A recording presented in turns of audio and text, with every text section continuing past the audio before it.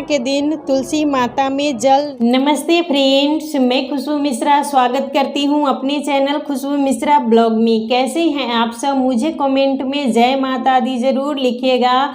और आज इस वीडियो में जानेंगे पूर्णिमा का व्रत कब है, स्नान दान की पूर्णिमा कब है, पूर्णिमा के दिन हमें कौन से काम हैं जो नहीं करने चाहिए। तो इससे पहले अगर आपने मेरे चैनल को सब्सक्राइब नहीं किया है तो इसे सब्सक्राइब कर ले, बेल आइकन को ज़रूर प्रेस करें जिससे वीडियो की नोटिफिकेशन आप लोग के पास सबसे पहले पहुँचे। और ज्येष्ठ पूर्णिमा का व्रत किया जाता है और इस दिन चंद्रदेव की पूजा की जाती है शाम के समय में, और विष्णु भगवान और माता लक्ष्मी और शिव पूरे परिवार की पूजा की जाती है। और इस दिन मतलब वट सावित्री पूजा भी जो लोग जेठ अमावस्या को अगर नहीं कर पाए हैं तो वो ज्येष्ठ पूर्णिमा के दिन यानी 4 तारीख को वो पूजा कर सकते हैं। जो व्रत करना चाहते हैं वो 3 तारीख को व्रत करेंगे, शाम के समय चांद की पूजा करेंगे, विष्णु भगवान माता लक्ष्मी की पूजा करेंगे, शिव पूरे परिवार की पूजा करेंगे।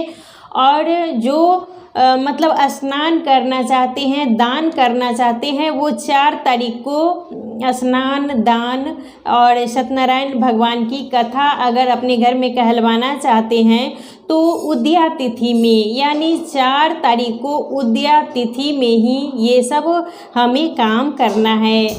तो सत्यनारायण भगवान की कथा आप कहलवाना चाहते हैं अपने घर में तो वो 4 तारीख को यानी उदया तिथि में ही हमें सत्यनारायण भगवान की कथा कहलवानी है, स्नान दान करनी है।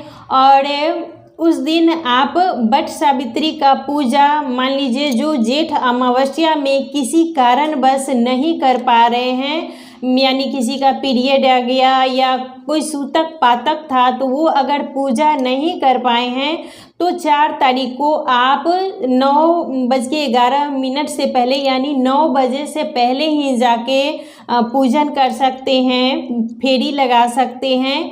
तो जो जेठ अमावस्या को अगर मतलब व्रत किए हैं और पूजा नहीं कर पाए हैं तो वो 4 तारीख को जाके वट वृक्ष के पास पूजन जरूर कर लीजिएगा। पूर्णिमा के दिन चांद 16 कला से संपूर्ण रहते हैं और इस दिन चांद की अगर हम पूजा करते हैं तो हमारे जीवन में जो भी शारीरिक मानसिक पारिवारिक जो मतलब दिक्कत होता है वो ख़त्म हो जाता है, क्योंकि चंद्रमा मन का कारक है। और चांद की जब हम पूजा करते हैं तो इससे हमारे जीवन में शीतलता आती है और उस दिन स्नान दान का विशेष महत्व है। 3 तारीख को तो आपको व्रत करना है, चांद की पूजा करनी है, लेकिन स्नान दान आपको 4 को करना है। तो 4 तारीख को आप अगर गंगा मतलब बगल में नदी है, तालाब है, गंगा जी है तो वहाँ जाके स्नान कर सकते हैं। लेकिन अगर नहीं जा पा रहे हैं तो अपने घर में थोड़ा सा मतलब जल में गंगा जल, नहाने के पानी में गंगा जल डाल के ही स्नान कीजिएगा।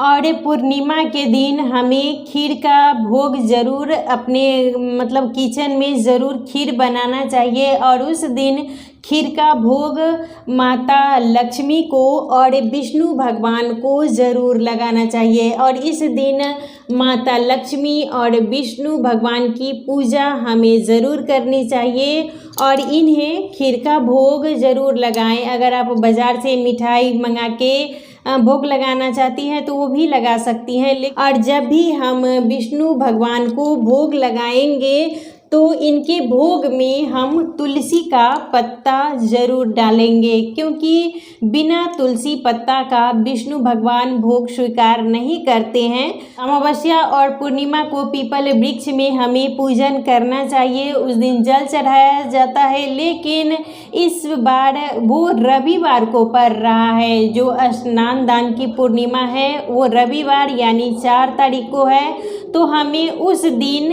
रविवार के दिन पीपल वृक्ष में जल नहीं चढ़ाना चाहिए, क्योंकि दरिद्रता का हमारे घर में वास होता है। रविवार को जब हम पीपल वृक्ष में जल चढ़ाते हैं तो इससे हमारे घर में दरिद्रता आती है। तो हमें रविवार के दिन अगर पूर्णिमा भी है तो हमें इस दिन जल नहीं चढ़ाना चाहिए। और आप जब चांद को अर्घ दें तो चांद को अर्घ देने से पहले ही हमें विष्णु भगवान और पूरे मतलब शिव परिवार की पूजा कर लेनी चाहिए और चांद निकलने से पहले ही हमें ये सब काम संपन्न कर लेना है और उसके बाद ही हमें चांद की पूजा करनी है।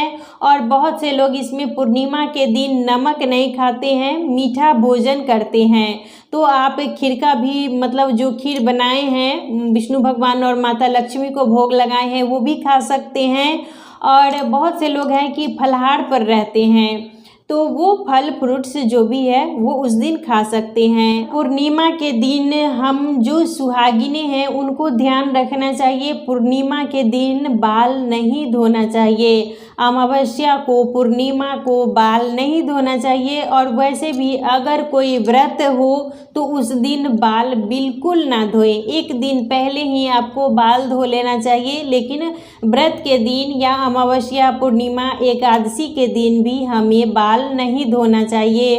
तो चांद को अर्घ देने के लिए हमें चाहिए 1 लोटा जल और इसमें हम गाय का जो कच्चा दूध है वो डाल देंगे। उजली चीज़ का बहुत ज़्यादा ही विशेष महत्व है और ये है मिश्री। तो हम मीठा जल चांद को अर्घ देंगे। अक्षत, उजली वस्तु से ही चांद को अर्घ दिया जाता है। और आपको अगर उजला फूल मिले तो आप उजला फूल डाल के ही अर्घ दीजिए। और मान लीजिए आपको उजला फूल नहीं मिल रहा है तो जो गुलाब का फूल है वो भी हम डाल के अर्घ दे सकते हैं। तो ये हमारा जल का लोटा तैयार हो गया है। और शाम 3 तारीख को चंद्रोदय यानी चांद निकलने का समय है 6:32। तो आप शाम में 6:32 के बाद ही चांद को देख लीजिएगा, चांद निकले उसके बाद ही हमें जल चढ़ाना है।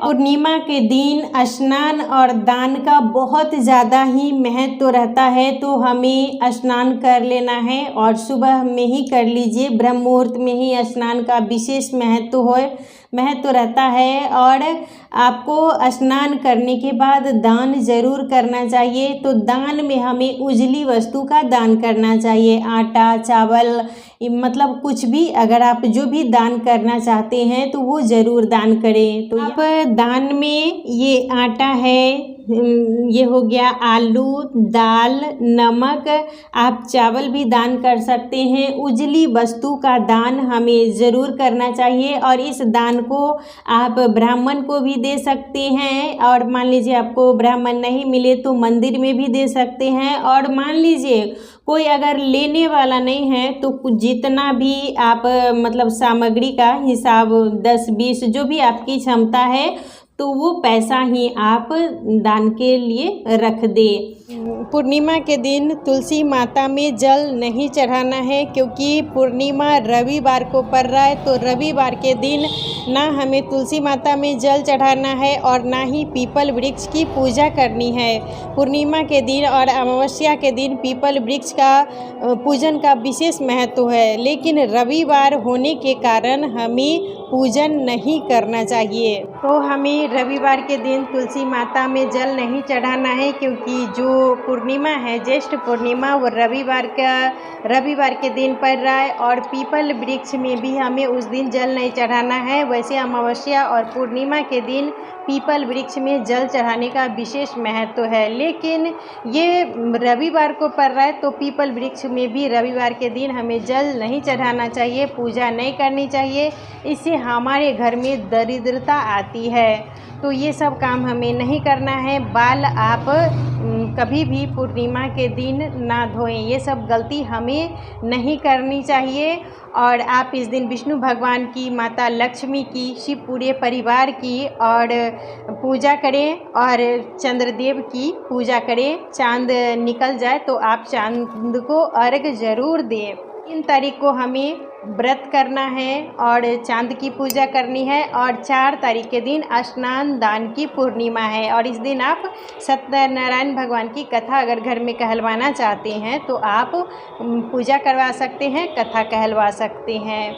और ज्येष्ठ पूर्णिमा के दिन हमें वट सावित्री का पूजन भी अगर जो लोग नहीं कर पाए हैं जेठ अमावस्या को, तो वो 4 तारीख को सुबह में 9 बजे से पहले ही वट वृक्ष का पूजन कर ले, फेरी भी परिक्रमा भी लगा सकते हैं। तो इन्हीं सब नियमों का पालन करना है। आशा करती हूँ, उम्मीद करती हूँ इस वीडियो से आपको बहुत सारी जानकारी मिली होगी और टाइम का डिटेल मैं स्क्रीन पर लगा दूँगी, आप लोग इसे देख लीजिएगा। फिर मिलूँगी एक नए वीडियो में, तब तक के लिए नमस्कार।